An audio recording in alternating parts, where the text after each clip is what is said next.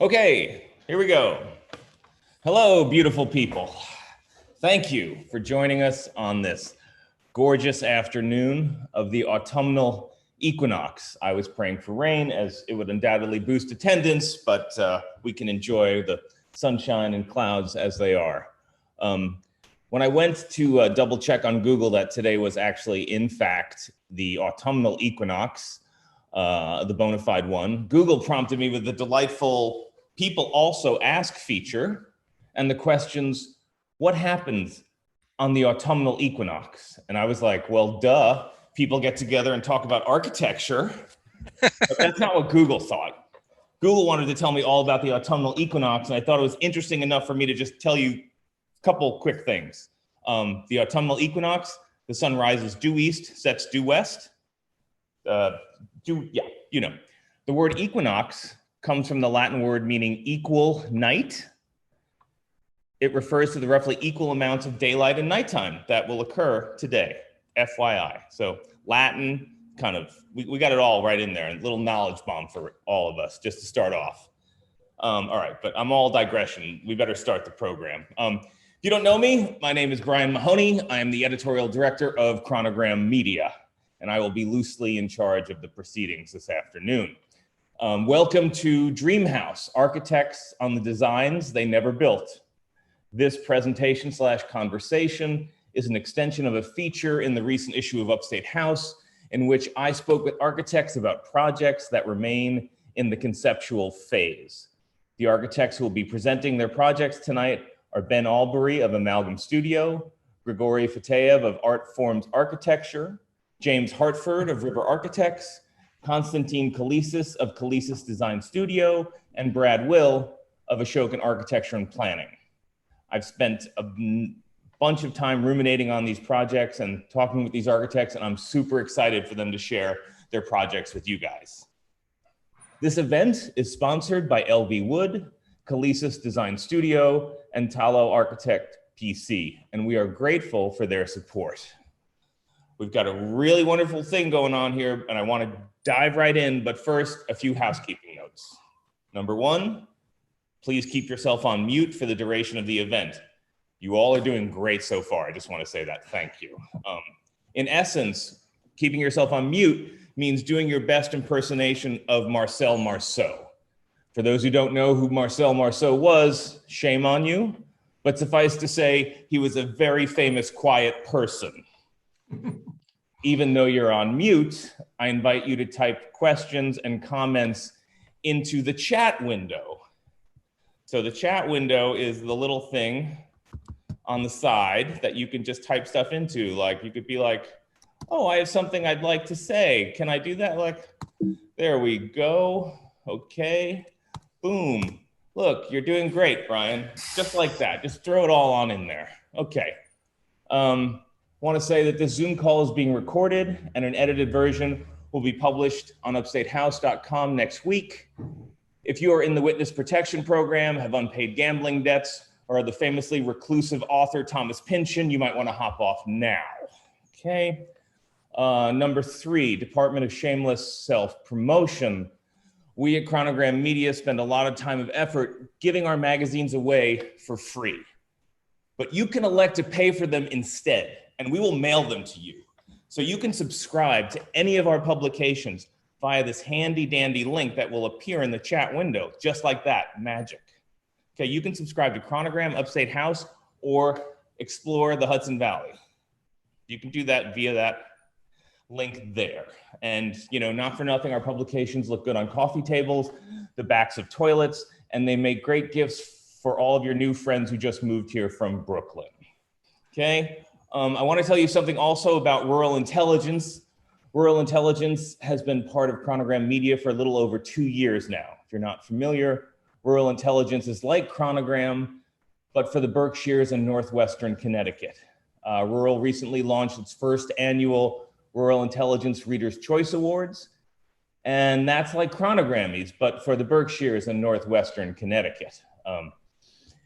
You get to vote for your favorite businesses, people, and places. We're currently in the nominations round, which continues through September, the end of September. Then we take the top 5 nominees in each category and move on to the voting round starting October 16th.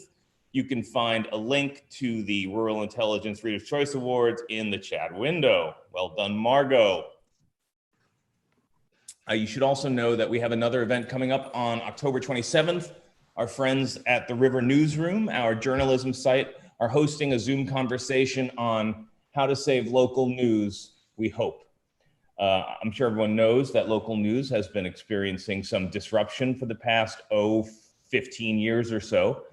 And we're going to be talking with folks who are working locally, including Tim Bruno, General Manager of WJFF Radio Catskill, Chip Rao, editor of the Highlands Current, Alex Schiffer, publisher of Kingston Wire, and Genya Wickwire, associate publisher of Ulster Publishing.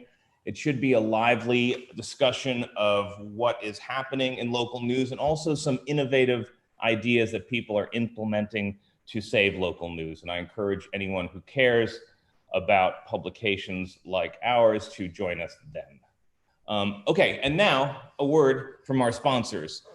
Thanks again to Talo Architects PC, Kaleisis Design Studio, and LV Wood for making all of this possible. And I want to bring Tpani Talo up to the mic to tell us a little bit about Talo Architect PC. Okay, I'm Talo Architect, and here's 2 houses that I brought up from my drawers, done in the 90s, after I had finished with the Philip Johnson 6 years, and we lost all 8 height rises 1 week. And so I had to do residential and different kinds of projects after that. And here's a house for a art and car collector on top of the Bear Mountain, overlooking the Hudson. And it was the most fantastic site. The hardest part was actually designing the road up to that space. But there's a pool house on the right, and then the house there. And the next slide shows the interior view. And this shows some influence of working with Philip Johnson. And the next view is just a plan view that kind of focuses on the family kitchen, dining areas, and so forth. And then the only part that got built on this project was the guest house, which is the next slide. And that's roughly what it would have looked like. This is all passive windows, by the way. The MIT developed south-facing windows, so it was very cozy. And then my own house, next slide, has a real impact of the Philip Johnson and Frank Gehry and Stella that was kind of in our midst so much in the time when that was Philip Johnson. And then Aalto, my home country from Finland. And the blue part is the house that I had. And at that time, the zoning would allow me to build what you see there. And I was meant to build it by myself. And then the zoning changed. And so much for that. But it was a fun 2 months of missing a vacation and designing this. The next slide is just a night view from the street. And that definitely would have woken up White Plains, I have to admit. And then there's an interior view of my late wife's and my own working space that was tied to the bedroom. Next slide. So this looks more like a normal house. And then there's one interior view following up here that has resonances of Frank Gehry's work and things that you can do as an architect versus designing for a client, because here I could do fun things and change the proportions and bring the light in, folding like Alvar Aalto does and things. And so that was it. There's a difference between doing architect's work for oneself and doing the client. You can't do this kind of stuff. It's it breaks the mold. Thank you. Lovely. Thank you, Tony. So when I was writing this feature, I spoke with 7 architects, and there were a couple of themes that emerged about why designs don't get built. And, one was that the client's economic circumstances had changed, or that they had underestimated how much it was going to cost to build something. And then when the estimates came in, they had to lower their expectations and redesign to fit their budget. And then there was also this category of clients who were couples who somehow didn't have a unified vision coming in amongst themselves. And then it kind of broke apart in the middle of the process, leaving a design and two couples, in some cases, that went through a divorce in the middle of a possible build. And, Kevin Conklin, who I interviewed for this piece, said to me, they don't teach you relationship counseling in architecture school, but perhaps they should, as that's part of the job. And so that's certainly something that I learned about the way architects work with clients when reporting this piece. But enough from me. I'm gonna get right to it here and let Brad Will tell us about his project. Can you hear me? I can hear you. All right, I guess everybody can. Well, thank you, Brian. Thank you, Margot. Thank you, Chronogram, for hosting this. It's very exciting. We don't always get an opportunity to speak before a bunch of folks, and certainly not talk about unbuilt dream houses.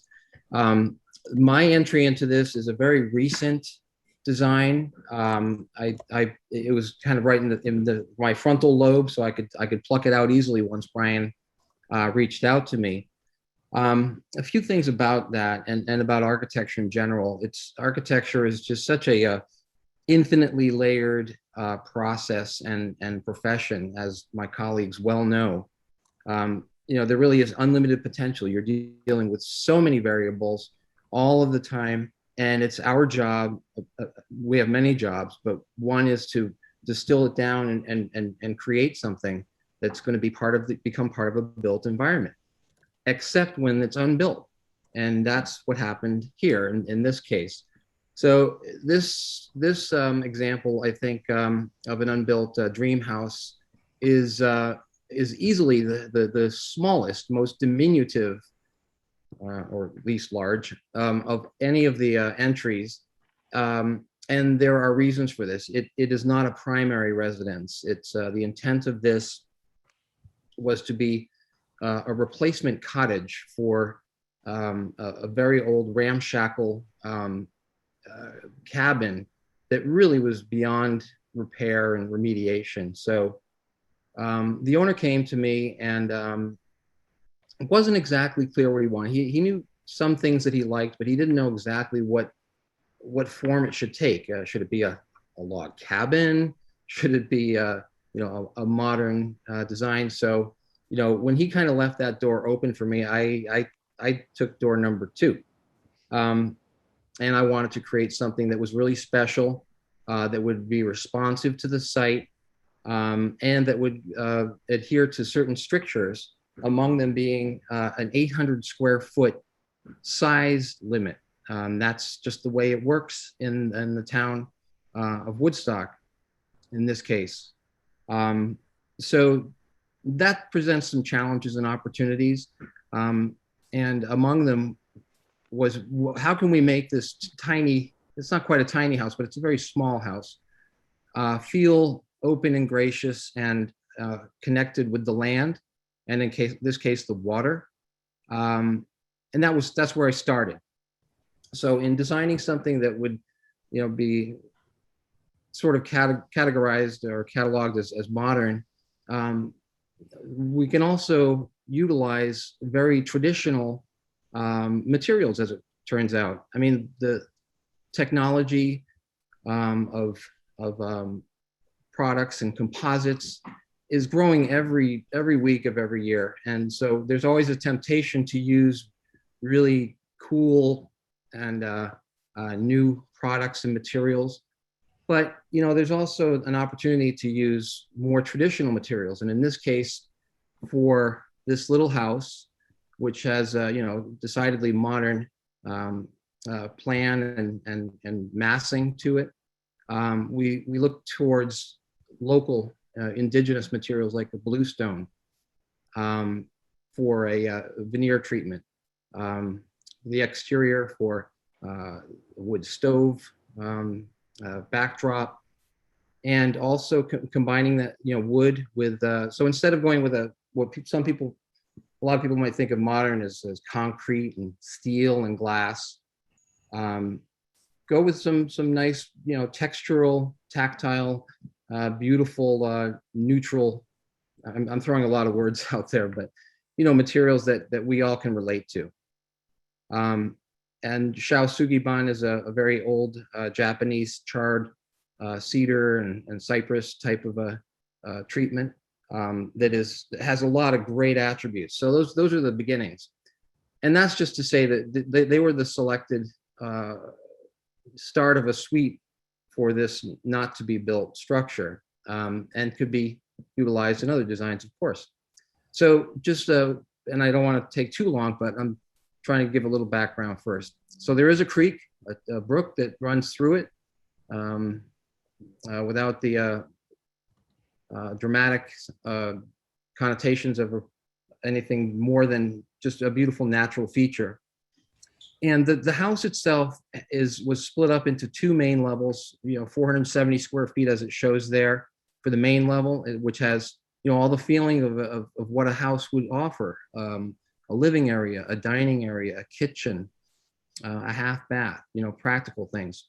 But then when you see what's going on with the exterior, there's a lot of outside space. And that was kind of the key for me, was to present outdoor gathering areas and expand that 800 square feet of what's known as conditioned space that counts as far as the building department and the planning departments go, boards, and then go up. And upstairs became a smaller area, but with a very large, generous, bedroom and its own outdoor area. And then you go up again. And in this case, it was access from an exterior circular stair to a roof deck. So, by the time you're up there, you're really kind of floating among the trees. I'm sorry, you can go to the next slide. This is, I just get into the plans. So this just shows some of the technical elevation drawings.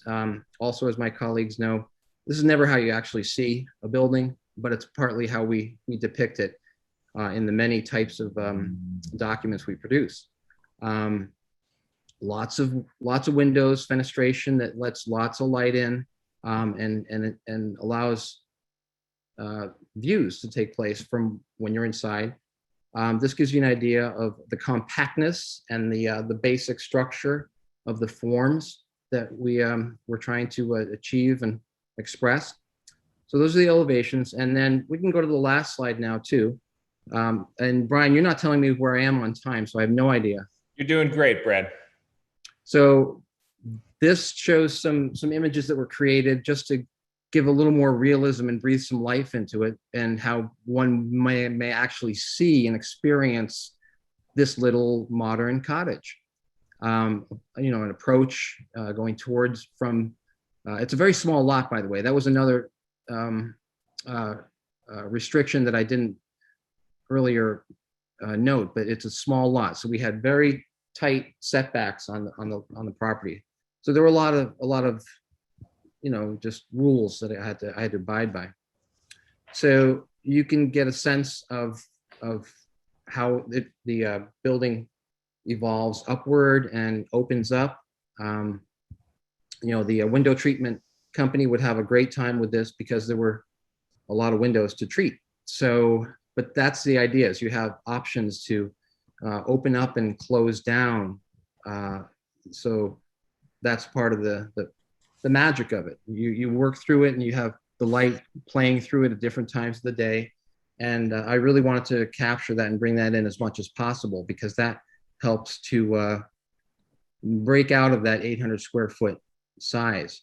You'll see in the top right, ceiling lines are also expressed differently, and that helps also to break down the the enclosure, so to speak. Fully functioning kitchen. Really, it feels like a small house. Just happens to have one bedroom instead of 4 or 5 and 1.5 baths instead of 4 or 5. And then finally, you'll see one image at the lower, well, a couple images show it. In the middle one on the right and the lower left, there's a suspension footbridge. It doesn't look like a suspension footbridge because it was still very early on in the process, but the idea being the owner could gain access to the other side of the brook, which was also his property, is also his property. And it was just an image that he fell in love with from his many travels. And so we're wanting to have fun with that and get him over to the other side of the Tannery Brook, and also to a tent platform where he could pitch a tent. So that's the modern cottage that was never built. And Brian, thank you so much for giving me the opportunity to present it. Oh, of course, Brad. So what's the status on this project? Are you still working with this client? I am. And we've moved on in terms of style.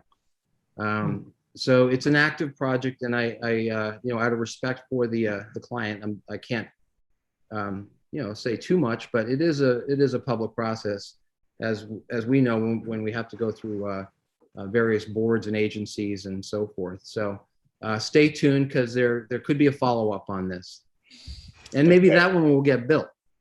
My understanding is that Woodstock is a tough place to get things built. Is it? Would you say that? Would you say that's a true statement? Not necessarily. I think if you present it well and tell the story, and you're proposing something that's reasonable and will be an attribute, an asset to a community or a neighborhood. You may recall a project called Woodstock Commons. That was very difficult to get through, but we got it built eventually. That was a built dream neighborhood. So, right. And for those who don't know Woodstock Commons, Brad, you want to just give us a couple sentences on what that was? Yeah, it's an intergenerational campus owned and operated by Rupco, which is I think most people know who Rupco is, or what Rupco is and what they do. And it took us many years to get through planning in that case. But it's a very high efficiency LEED silver 52 unit campus. I think it came out really quite nice. And I know I stay in touch and I follow things. It's been 8 years now, 8.5, almost 9 years since people moved in. But I think it fits into the neighborhood well, and has just become part of the fabric of Woodstock. Mm-hmm. Somebody DM'd us, Brad, and asked, why didn't this particular project get built? The client decided that they didn't want something modern, but that was part of the process where they didn't know exactly what style they were kind of trying to figure it out. And I was trying to help them, guide them to something that I thought, hey, we don't have to do a, classic Woodstock artist cottage. Nothing wrong with that. They have the northern light and a shed dormer, and are very, have a lot of special qualities to them, but this just didn't resonate. And so we moved on, and we recovered well. And he's, I'd say, very happy with the new direction that we've taken. But part of me stayed right there. It's like, I wanted to see that built, but I'm a facilitator. I can't, and I would never force something on somebody that's not. It's a very collaborative effort from my point of view, and I always appreciate clients coming to me with ideas of their own, and we do what we can to express them and make the most of them. So that's why this particular one didn't get built, but that happens, as everybody here knows. Mm-hmm. Well, I know now where I can go to for my modern cottage when I'm looking to get it built. So excellent. Thank you. And I can get a discount because it's already designed, right? Just. We'll talk. Okay, thanks. All right, next up, Constantine Kalesis of Kaleisis Design Studio. Constantine. Hi, hello, everybody. Want to thank Chronogram and Upstate House for inviting me to speak tonight. It's also very nice and pleasure to be included with these talented group of architects from the Hudson Valley. So again, my name is Constantine Kalesis. My firm is called Kaleisis Design Studio, based in Astoria, Queens. Born and raised here in the city, and Parsons School of Design, Master of Architecture. So I began working in Woodstock 2012. Since then, I've completed 3 ground-up homes, and I have 1 under construction. And I was pretty amazed right off the bat at the level of craftsmanship in the local builders. And right away, I kind of fell in love with working in the area. I think with the first house, my knowledge of home building must have quadrupled. And also the amount of amazing knowledge all the builders in the area bring in terms of energy efficiency. So it's been a great 10 years working in the Hudson Valley. So I'm here tonight to talk about my unbuilt design for a house in Bearsville, 3,400 square feet. But to explain some of my design moves, I'd like to first talk about a house that was built in Saugerties in 2019. I designed it in 2019. It was completed in 2020. So this house is called the Zena Highwoods house. So with this one, after 10 years of working in the Hudson Valley, the sites in the Hudson Valley are so pristine. They're so multifaceted. The quality of light, the views, the variations in topography. It didn't feel right anymore to actually, design these homes as kind of one building that's one directional. So for instance, this site here, of course, had an amazing view of overlooked mountain from the back of the house. But a certain part of the site felt almost quiet. A certain part of the site had a better quality of light for a kitchen dining area. So I started to actually break apart the program into almost separate components and separate buildings. So for this particular floor plan, this house is 2,500 square feet, but it feels much larger in person. And also you can see from the floor plan, it flows pretty nicely. So the left part of the site, which is more quiet, of course, very conducive to the sleeping wing. So that became its own component. And then the right side is more conducive, depending on the sunlight that was getting for the kitchen and dining area. So they read as separate, physically divided buildings. And what's joining them is the entry. So as you approach the house, there's a 5-foot glass pivot door. And once you enter, there's a plate glass, floor to ceiling plate glass. You see through the house as you approach it. So that the entrance is basically transparent. So it kind of divides these almost 2 buildings.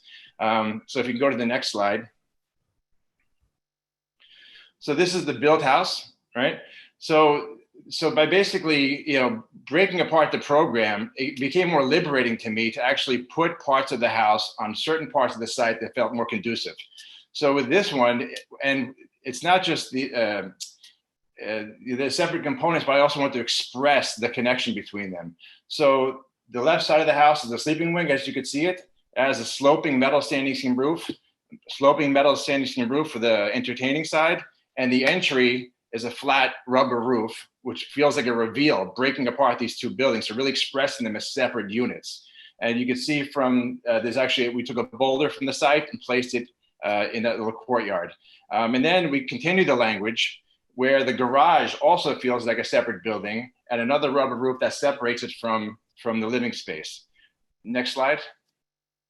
So now you can see as you enter the house, there's a glass pivot door, and then you get the view almost immediately. And then we have a boulder that's taken from the site, basically as your entry experience. So you would go left to the sleeping wing and right to the entertaining wing. Next slide. So this is now looking back at the house, so at the same area. So now you have these 2 basically buildings that are separated by the entry. The entry kind of expresses them. And so another thing I was working on in this site was I was basically trying to, a lot of my project is to get away from traditional gutters and downspouts. So what's nice about the way this works is the gutters from the 2 main roofs empty out onto the lower roof of the entry. And then they're taken to a kind of a rain catcher and thrown onto the site. So you don't have a traditional rain, the busyness of rain spouts and gutters. So in a lot of my designs in the Hudson Valley, there's typically, these large picture windows, when the design calls for it, when there's a certain site feature, the view or rock outcropping.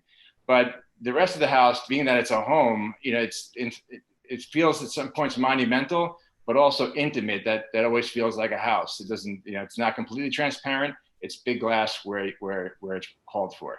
Next slide.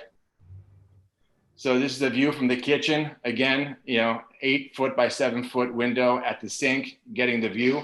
Another amazing feature that, you know, of course, that never really happens here in the city is that we took the pine trees from the site when we cleared it, and they were milled down to actual 4 by 12 solid rafters, as you can see here in the ceiling.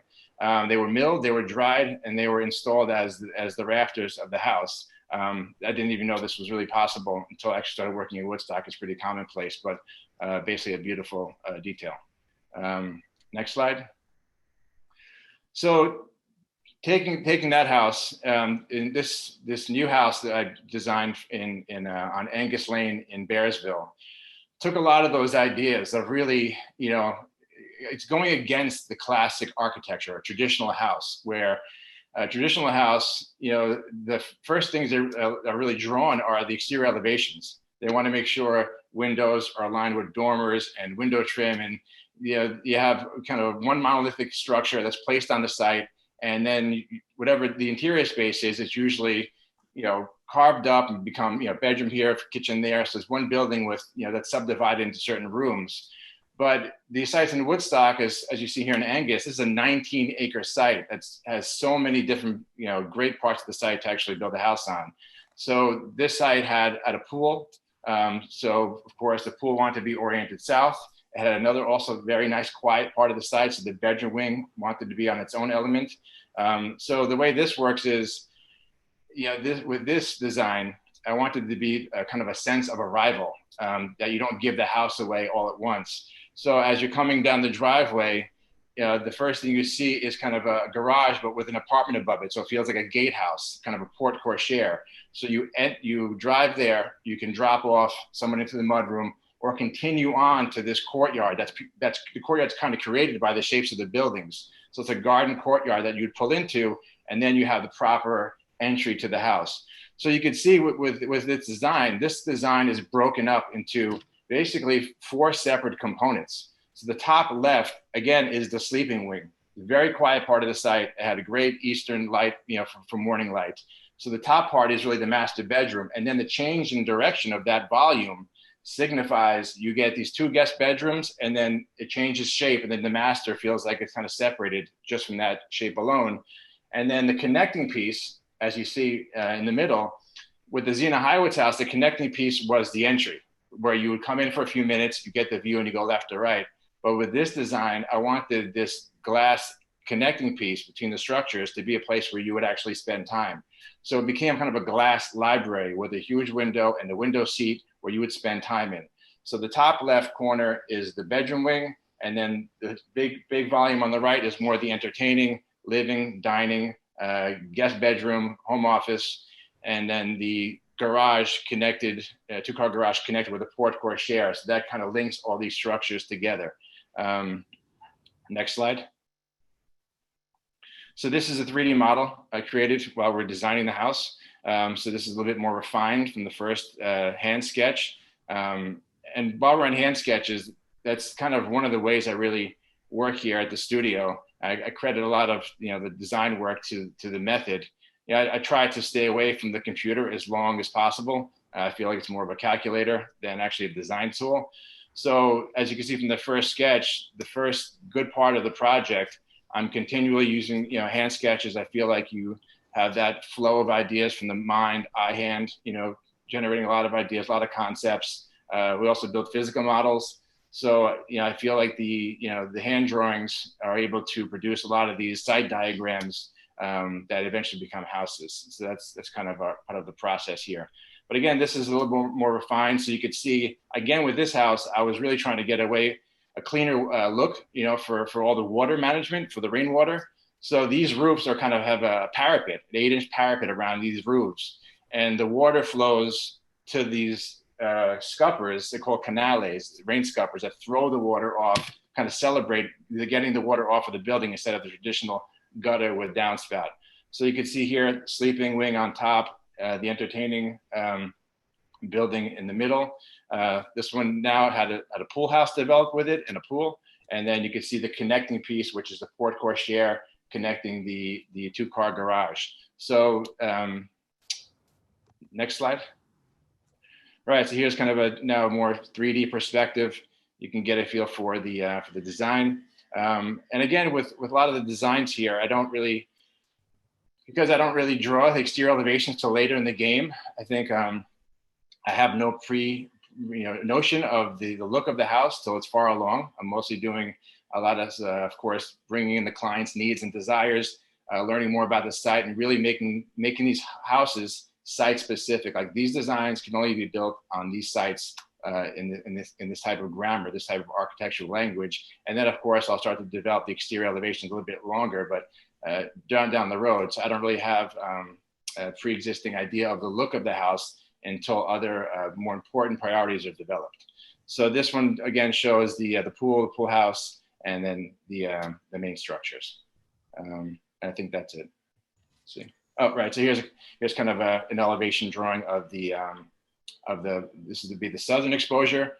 That was the kitchen, and then to the right was a screened-in porch, and this pool area was facing south to get that nice all-day sun. Thanks, Constantine. Thank you. Question for you, Constantine. You alluded to, when you started building up here in 2012, that you started to think differently about the way that you design. What changed for you? What's the difference between doing a project in New York City and doing a project, say, in Bearsville? Yeah, I mean, it really is the site. I mean, here in the city, I've done a lot of renovation work, and a lot of the projects here are, unless they're bigger buildings and multi-family residential, they're mostly renovations or interior projects. And in a place like Woodstock or the Hudson Valley, where you have kind of a pristine site, and it's actually quite difficult, and when you're actually given nothing, a blank slate. So that's why I really take a lot of cues from the surroundings to even start these site diagrams. So I'm studying where the sun rises and sets, quality of light. They're usually never a flat site. They always have some kind of variation in topography. So it's the site reading, and kind of the approach also. There's always usually approach to the site, like how you enter it from the street.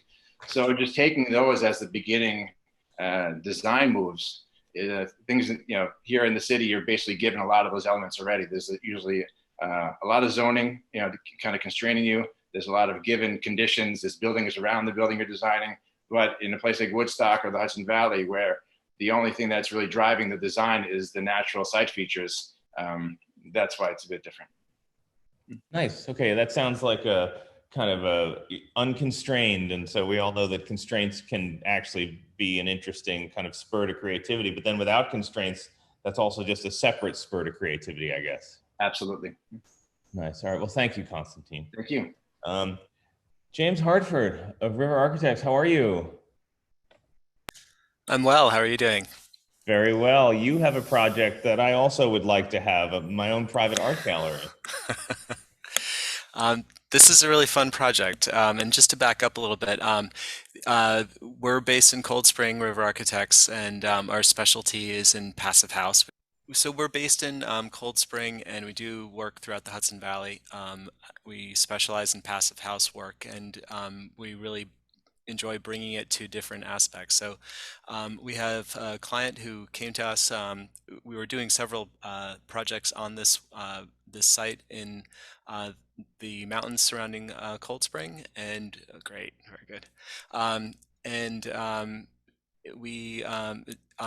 So we have this one client who has multiple structures on a 150-acre mountaintop in the Garrison area, a historic castle actually, and several really amazing outbuildings. And even though the site is pretty large for the area, there are some constraints that actually we still have to work around. The site has a conservation easement on it, and I love that, but that also meant that we couldn't build anything more than what was than what we would take away from something else. So in demolishing a woodshed and some other, kind of secondary structures, we were able to gain a little bit of space for this art gallery in 853 square feet, so another kind of tiny structure. But as an art gallery, and the client is a major art gallery owner who's got a significant personal collection, they wanted a space to view their art, and to have a gathering space and enjoy the outdoors, and working with the existing terraced site there. So you see this existing tower and the existing root cellar, and these walls on the left side of this image. These are big retaining walls, and what was part of an equestrian aspect to the original estate, with these beautiful stables on the upper left side here that would be visible, and then stepping down, we had this kind of terraced area that was basically a woodshed, and so we were tasked with replacing that woodshed with an art gallery, and employing our passive house strategies. We came up with a pretty cool design. Let's go to the next page. And so using the native stone, it's all granite around here. Sometimes it's the exposed bedrock, and if it's not that, it's cobbles deposited by the glacier. And so we often incorporate the natural native stone, usually directly from the site, in our work here. And often have the challenges and the opportunities of a topography. And so here we kind of use that to step the building down and have a walkout space for, at the lower level there, is where we would have storage for the artwork, and then the upper portion is the viewing area.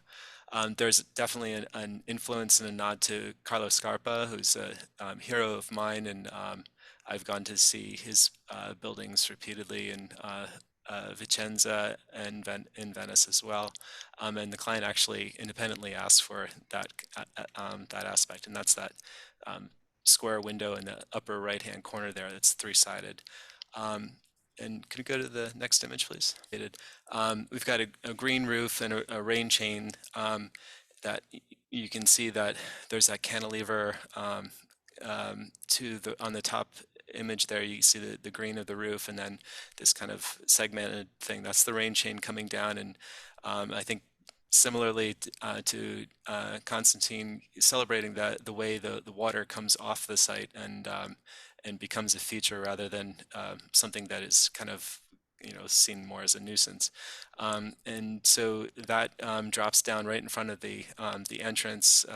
And the cool thing about rain chains is that, first of all, they don't clog by the way gutters do, and downspouts with leaves. And so the water kind of plays down it, and the surface tension of the links of the chain actually help hold the water to it. So it actually does a great job of controlling it.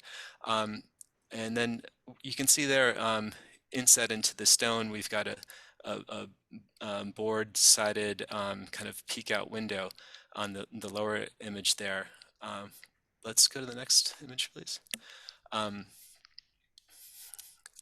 So that image is actually, so that little peek out window is in line with the entry door there. It's actually offset, but gives you kind of a borrowed view as you come down those stairs. And that feature is something that we brought back into use in a later project, the Seminary Hill Cidery, which has this kind of western position. Same reason that we put it here, situated like this, is that let's go to the next image, because I think we got some 3D images next. Great, that really shows it well. So there's that peek out window to the right-hand side. As a passive house, we want to really be careful about having too much sun coming in from the west, because it overheats the spaces really in a way that's very difficult to control. And so putting that window there brings in light to that side, but having that kind of blinder sort of effect controls the amount of heat and light that comes in. And so that's something we ended up borrowing later in the Seminary Hill project. And we wanted this to feel sort of like ruins, again, Carlos Scarpa or Louis Kahn, in that, kind of cutting sections out of the walls and creating deep lines of sight in the space. Next, please. And so there, again, using the topography of the site early in the design process, the contours shown and photographs overlaid so that we really do our best to work with the conditions of the site in the designing and planning process. That tower was actually used for moving the manure from the stables up at the upper level down to the lower level where it would be shoveled and removed. And now it's just a cool relic of an earlier time. Next image, please. Just another view, you can see that three-sided window in the corner peeking up there beyond. And next. Great. And viewed from the south, now you see the kind of the peek out window and its full glory there, and that three-sided window in the upper. Everything ran through this site, so that was one of the big challenges that we ran into. The septic lines run through there. The power comes in through there. All the conduit for Verizon and everything else passes through this. So relocating all of that became quite onerous, and actually is probably the reason why this project was kind of perpetually put on hold. Next view, please.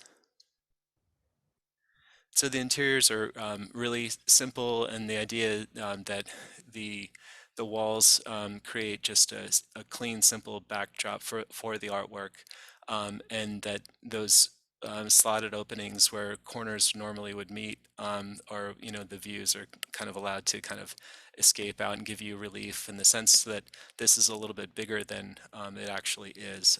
So there's always that kind of movement through the space, and the space kind of keeps on drawing you around in circulation. Next view. And and again, same idea, really dedicating the space to art and to specific pieces of art. Next. And that's it. Great. Thanks, James. So James, when you and I spoke, you mentioned something that you brought up here again, that some of the ideas that were developed in this project kind of, were you used in the Seminary Hill project. And, that was something that I think a bunch of people I spoke with said, and it occurs to me, they call it in architecture practice, right? There's practice, right? You're designing these things, like you're constantly developing ideas, right? Yeah, I would say it's almost like a vein of ore that we continue kind of quarrying and extracting to kind of get further into the to the purity of the idea. It's we start with a good idea, and sometimes we don't even purposefully repurpose them, but come back to them just because it's where our mind is, and kind of following those veins lead us there.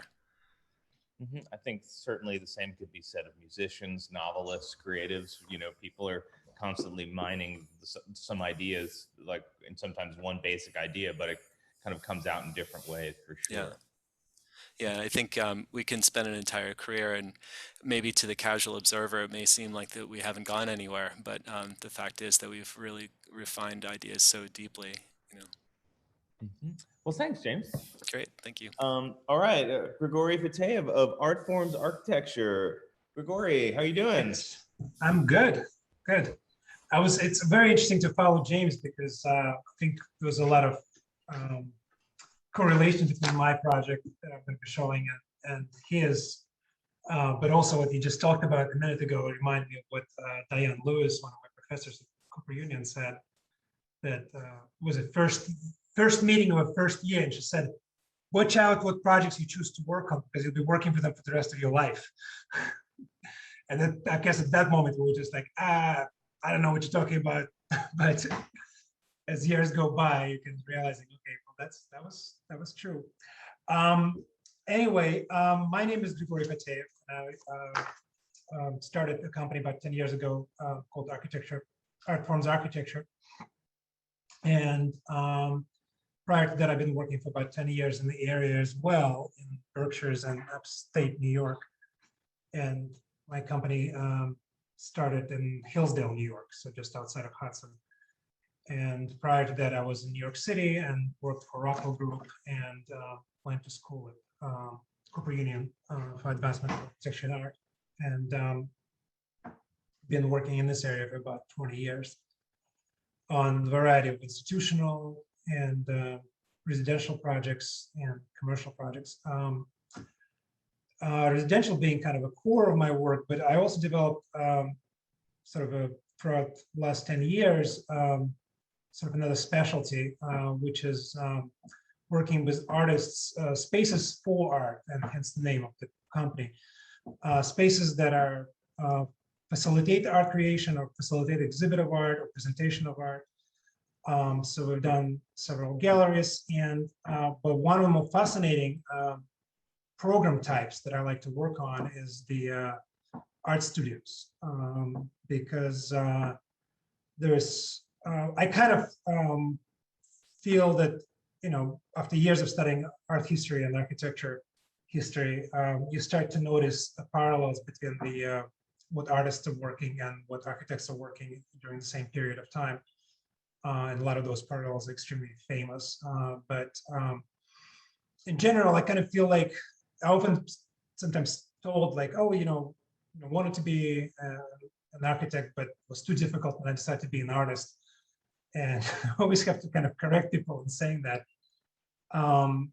because it's really not, I find an artistic endeavor, a desire to create artwork and actually follow through the idea to execution of the artwork is sometimes far more complicated than architecture, because you're kind of starting in complete void, and you kind of have to create your own rules and proceed accordingly. Where with architecture, sometimes we kind of just follow in the footsteps, or we have some technologies and techniques that have already been established. So this project that I want to show you is a studio for a friend of mine, an artist, Anton Ginsberg. His work is very multidisciplinary, so it's a kind of a very complex studio in the sense that he works in several different medias, sometimes simultaneously. The same project could be explored as a sculpture, as a painting, as print, or photography, or filmmaking. So he constantly shifts from one mode of work into another. So he needed to have a kind of both very flexible space, but also very disciplined in some way and kind of broken down in components. So this page kind of shows a series of initial studies. The top row is kind of a series of studies of the program, where I was trying to understand how we're going to mold the different disciplines that he's working with within one big volume, something like 24 by 60, 20 by 60. And also how to engage that volume with other aspects of programs, such as garage for deliveries and loading and unloading of artwork, and also, which he decided to throw at the end, as a kind of idea of some sort of residential component, which throughout the project became more and more important part of our project. So these first initial studies kind of show the idea of a building as divided between a sort of supporting mass that's buried in the ground, and some versions covered in the sojiban, kind of a dark burnt wood, with the kind of more levitating form, even though significantly larger in proportion, but kind of floating above it is the space of the studio. And the color is a big component, so I wanted to bring it into the project from very beginning as a kind of series of stained glass windows, or windows with a color pattern built into the jamb of the window, so that the color as it enters the space has some quality of coloration to it. So if we go to the next slide. So in my process, I like to start with definitely hand sketches, because I do find computers kind of a little bit of a too or mechanical way of working. But the pencil studies are specifically actually watercolor pencils, which is my favorite technique. And this sketch shows kind of my idea emerging, where I decided to pull the residential volume from underneath the ground out from the ground and rotate it at 90 degrees to the studio volume. So in a sense, it became a kind of a supporting structure, but also had kind of a presence of its own with the landscape on all sides of the volume, as opposed to being kind of tucked into the ground. And also it gave the studio that sense of kind of low floating quality. And so this is like a first sketch of that idea. And then next slide. And that sort of led to this kind of a little more detailed sketch. And the reason this project actually included the dream house idea, because when Brian came to me with the question about the dream house, or the house that's never been built or been canceled, I wanted to put a positive spin on it, kind of alongside the same what James was talking about, that we as a practice, we are just working on these projects all the time and developing them kind of continuously. It's never like, oh, this project is, there's never really clear line when project starts and ends in some way. It's especially projects that passionate, like kind of projects of passion.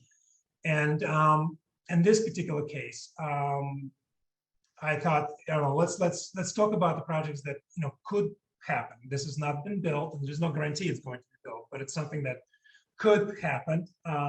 We don't have a site. It's sort of somewhere in the Hudson Valley, we know, and this is just sort of like this interesting experimental way of studying the program of the artist and seeing if we can arrive at something. So, Brian, how are we doing on time? Are we okay? You got a couple more minutes. Okay, so maybe next slide. So this is a plan. I just want to walk through the actual sequence of spaces, because the idea is a kind of a sequence of experiential moments that you kind of explore as you walk through the building. And there's on the very top, the horizontal line is the drive-through garage for deliveries, and the driveway to the house. And then the house kind of unfolds from there with the more functional spaces near the garage, with workshop, printmaking workshop, and woodwork. Then the stair leading down to the residential wing, but the rest of the studios are continuous down towards the view. An idea was to try to capture the space that it's, I wanted to give enough white walls to work with these kind of side glance views, as James was describing actually too, because I find a place without the windows is very, could become, even the white and beautiful area spaces still could become somewhat constrained. And so presenting the client was the kind of a sideways glance at the landscape, or at the very end of this narrow volume is the big window with a distant view. So there's a relationship to the nature, but it's kind of at the arm's length a little bit while you're in the studio. The only difference there maybe is when a lot of his work is sculptural. So there's a sculpture court that's on the east side of the building that allows him to kind of look and showcase his sculptures. And then the next slide, when you descend down in the basement, the space underneath the studio becomes a storage for the archival, works and archives. And the vestibule is the glazed area between the poured-in-place concrete wall and the residential bar that's separated by about 10 feet away from away from the concrete wall. So that now in the residential area where there's bedrooms and kitchen and living room, it's surrounded by kind of very immediate natures. It's all mostly glass unless some doors or screens required for privacy. And I am fascinated with houses that narrow enough to have a view on both sides. So in this case, you have a kind of a very private view of the concrete wall and the garden, wedged between the concrete wall and the wall of the bedroom. But also on the other side, you have a terrace and a more distant view. And the next sketch sort of pulls it all together. Well, this is the section of the roof of the building, which is a series of skylights facing north. And that's what brings the kind of this even north light in. And the other slant facing south is actually could be used as a solar battery, solar collector part. Also, it's a kind of an homage to a studio that designed by Le Corbusier in the 1920s for his friend Ozenfant. And the studio was also at the same time kind of one of the first modernist, like very purposely modernist studios. And it was using this syntax of the factory skylight, which is what was the skylight developed for industrial spaces. And Corbusier very sort of clearly and very intentionally was borrowing that language, kind of aligning the work of the artist and the work of a factory worker in kind of a one metaphor. So next slide is the elevation of the building, was the poured in place concrete a wall of the residence kind of supporting this floating bar of the exterior elevation. And then the final sketch kind of puts it all together in a nice accent study. And the colors on the exterior, the bottom of the building is a poured in place concrete and glass, and top is a stucco. But the glass is combination of stained glass and those kind of enamel coated color panels that frame the window to bring some of the colored light in, because the artist actually studies color theory a lot because and has a very specific combination of colors he likes to employ in his work. And I guess that's it. Thank you, Grigori. You know, hearing you talk, it's clear that you have a great appreciation for artists. And so, and I also want to say, I loves me a cantilever. This project is I love it. But thinking about this is a dual purpose space. It's a live work yes. space.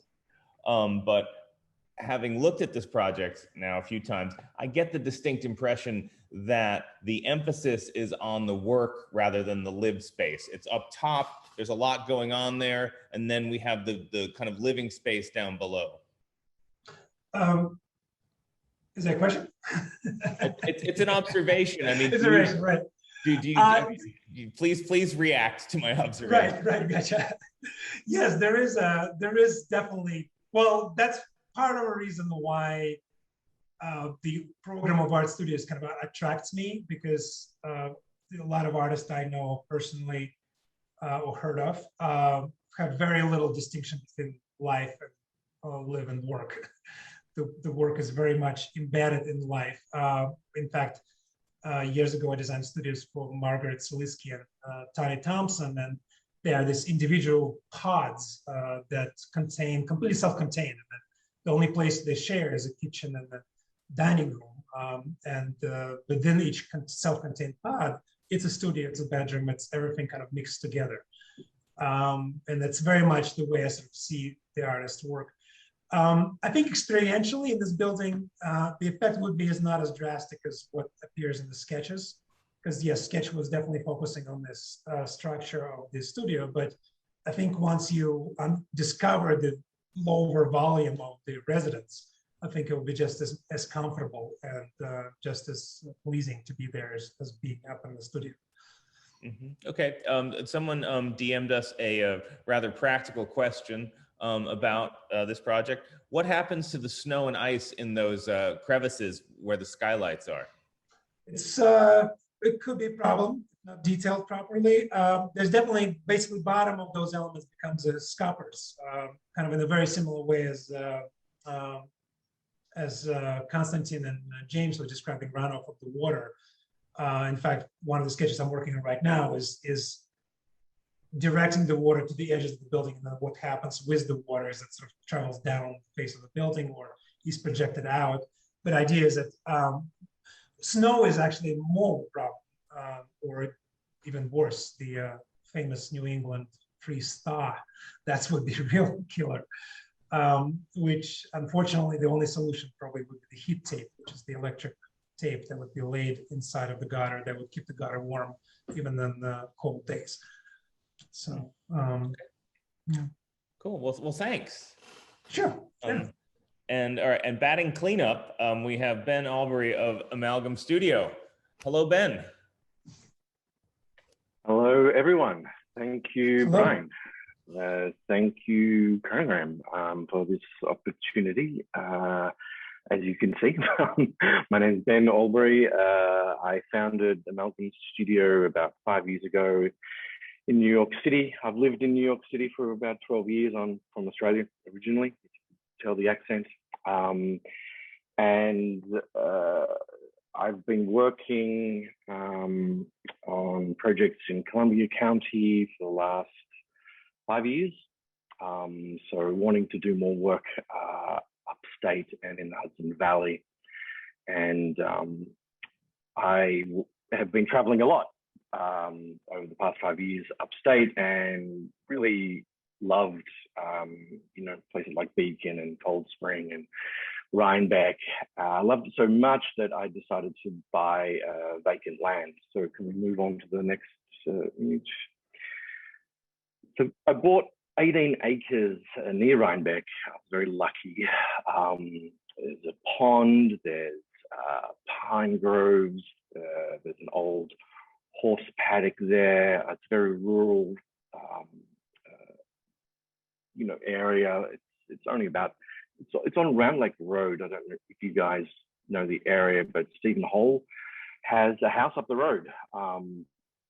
And he has created a few different really interesting houses on here, and gallery spaces actually. So it's nice to sort of see some artwork from previous architects, and there seems to be a bit of a theme in the area. And that's one of the reasons why I sort of love it up there as well, is that sort of craftsmanship that Constantine, spoke about. So the idea was to develop this and sell it. So I didn't really have a client. I had an idea in my head of who the client should be. It should be probably a young family, professional from Brooklyn, eco-conscious, wanting an either second home or a home that they can sort of commute to the city as need be. This was designed pre-pandemic. And so on the right-hand side, you see the site plan there. It's a very basic shape.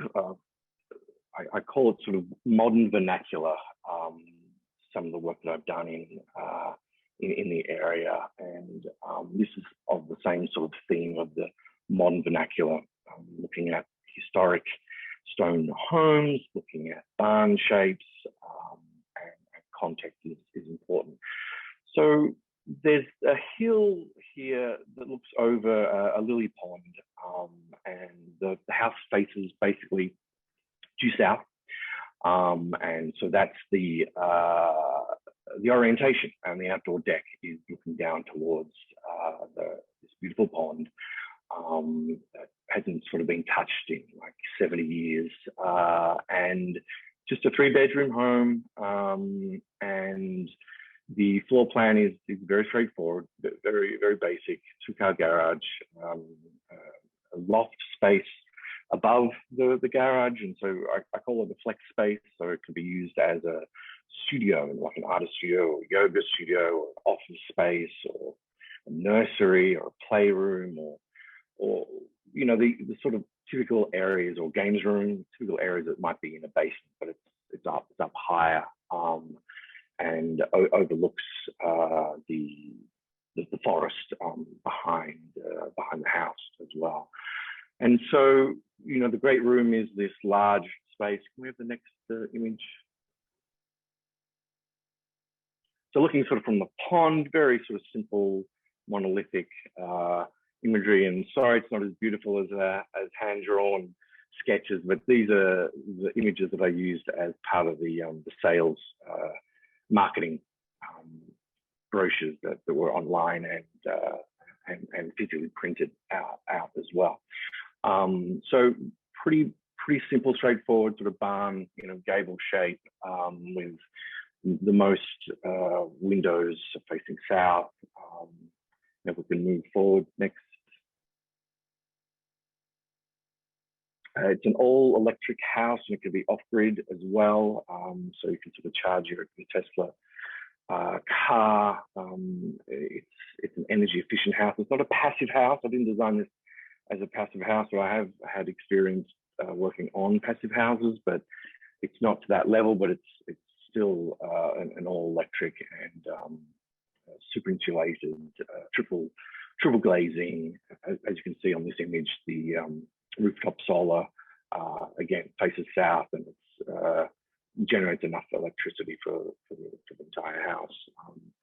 With the outdoor deck, very simple. I'm influenced by Australian architect Glenn Murcutt, who does a lot of linear homes, but I wanted to sort of use stone in a very sort of modern, clean manner with these sort of recessed windows. Doing research, there's a lot of, you know, traditionally the stone, the homes in this area were made out of stone, you know, from the 1760s and earlier. So I thought that you know, interesting selling point would be this is an energy efficient,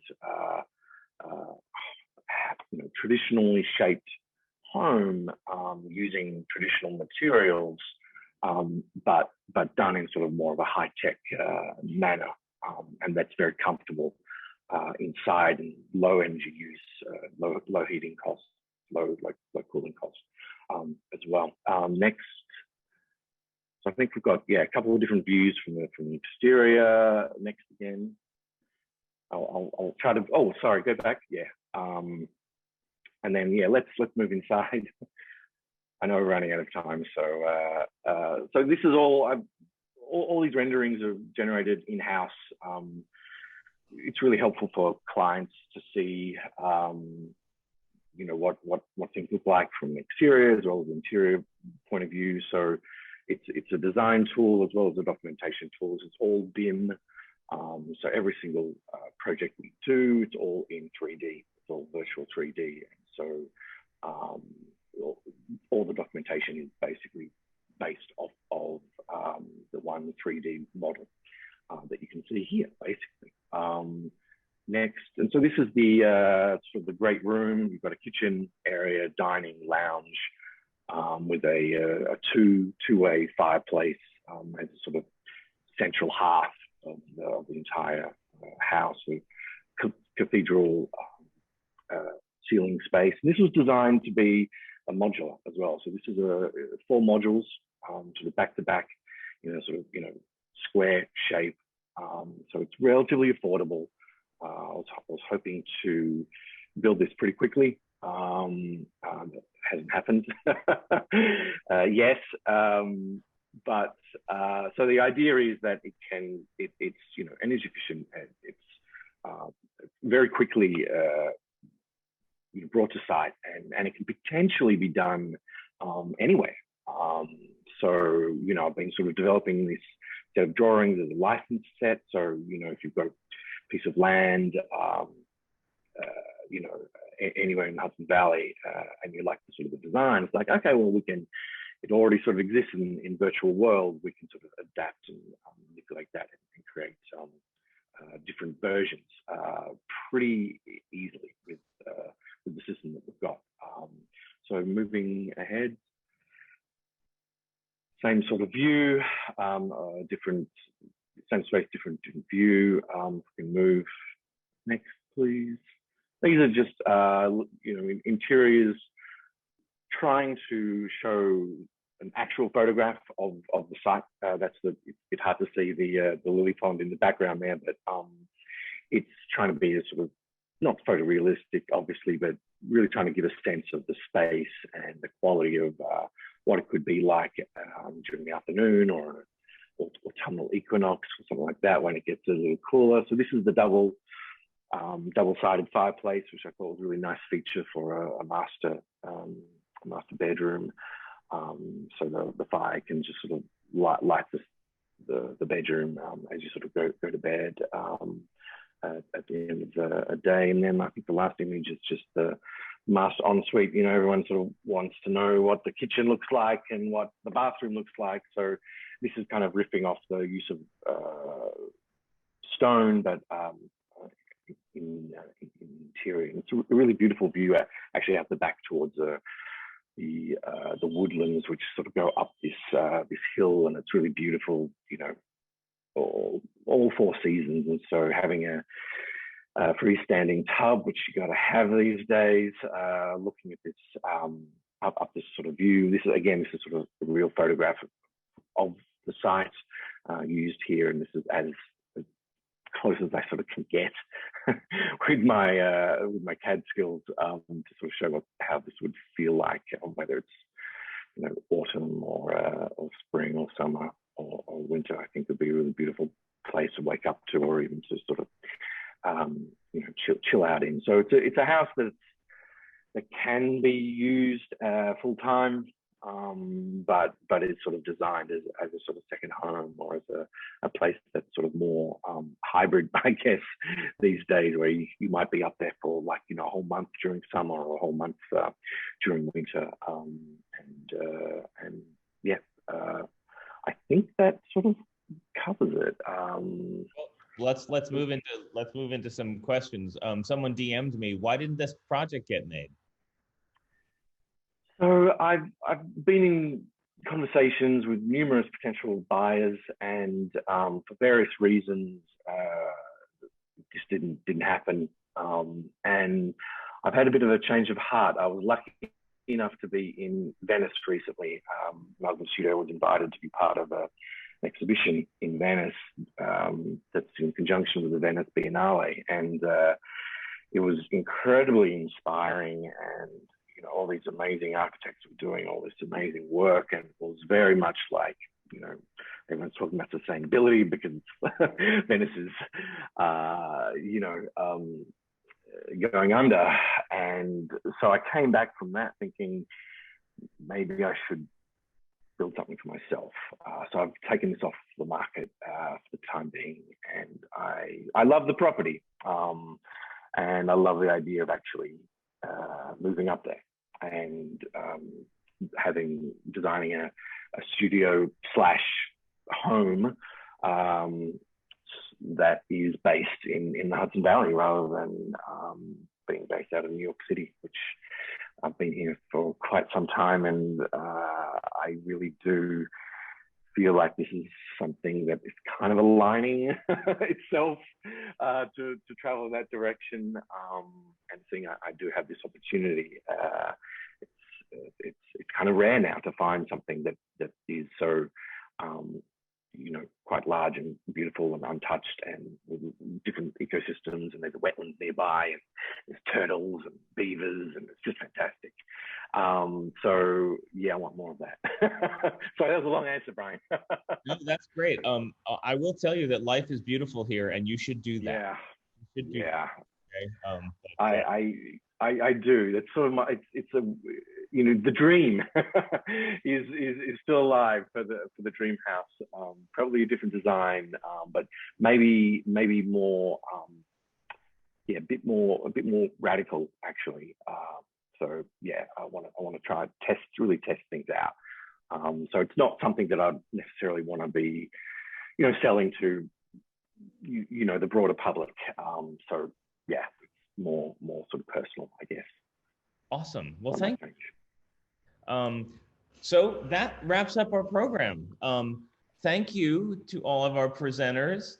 Ben and Grigori and James and Constantine and Brad. You guys were awesome. Thank you so much. I had such a great time writing about your work in Upstate House, and hearing you talk more about it this evening was amazing. I look forward to featuring more of your projects in the future. And Connie, thank you as well. I know you just spoke with Anne Pyburn recently for another piece we're working on. She just filed her piece with me today, so I'm excited to see what you told her about tips for working with architects. So that's exciting. And thanks for everybody who came and joined us on this lovely day today. And thank you to our sponsors, LV Wood, Kaleisis Design Studio, and Talo Architect PC. I will be seeing you in all the same Zoom spaces if we don't ever come out of this thing. I hope to see you all in person as soon as I can.